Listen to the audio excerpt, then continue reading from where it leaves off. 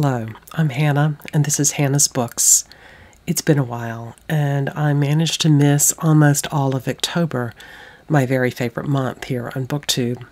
At the end of September, I had high hopes that I would be able to participate relatively actively, but I must admit that things have been pretty complicated here.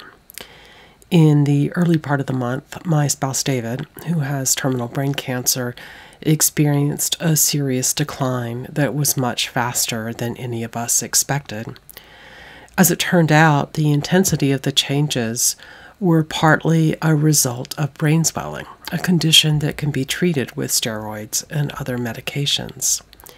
As the treatment started to take effect, he began to regain much of his functioning.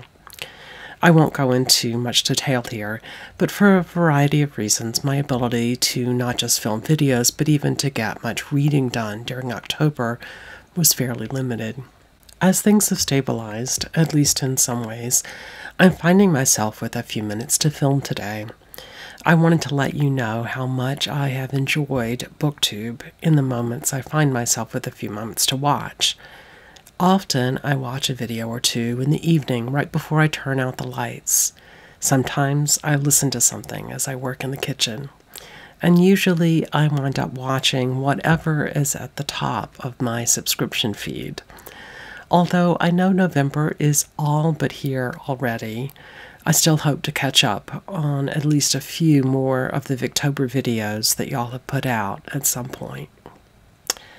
I did read and really love some Thomas Hardy this month, and I'm planning to try to read a bit of nonfiction about Hardy during November.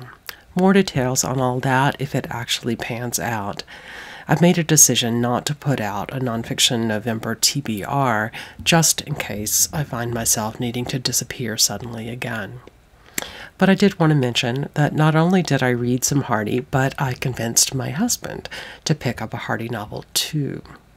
If you watched the channel for a long time, you might remember that while I have sometimes named Tess of the D'Urbervilles as one of my very favorite novels, David has almost always named Tess of the D'Urbervilles as the book he hates most in the world. It was assigned to him in high school, and I have a sneaking suspicion that he didn't actually read the book. I hope at some point he might read it, either for the first time or at least for the first time as an adult. Still, knowing his less than depressive basic personality, setting him apart from me, I suppose, I realized he might most enjoy the Hardy I like least, Far from the Madding Crowd. And while I don't think he would call it his favorite book ever, he valiantly read all of it this month. And a few nights ago, we watched the screen adaptation featuring Carey Mulligan.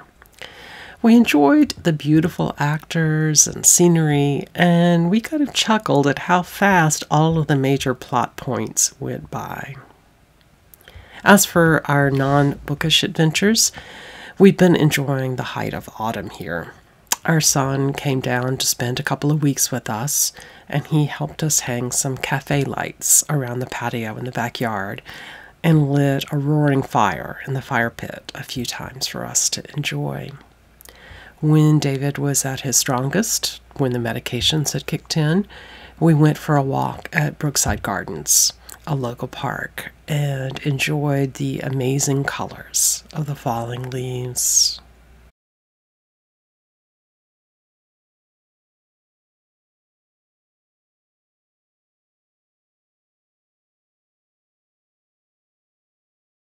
We also drove out to a pick-your-own farm with a large farmstead where we bought a couple of kinds of apples, some apple cider, and a small pumpkin.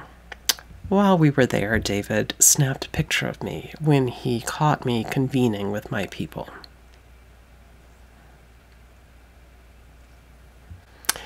Tonight, David and I will celebrate the 30th anniversary of our first real date.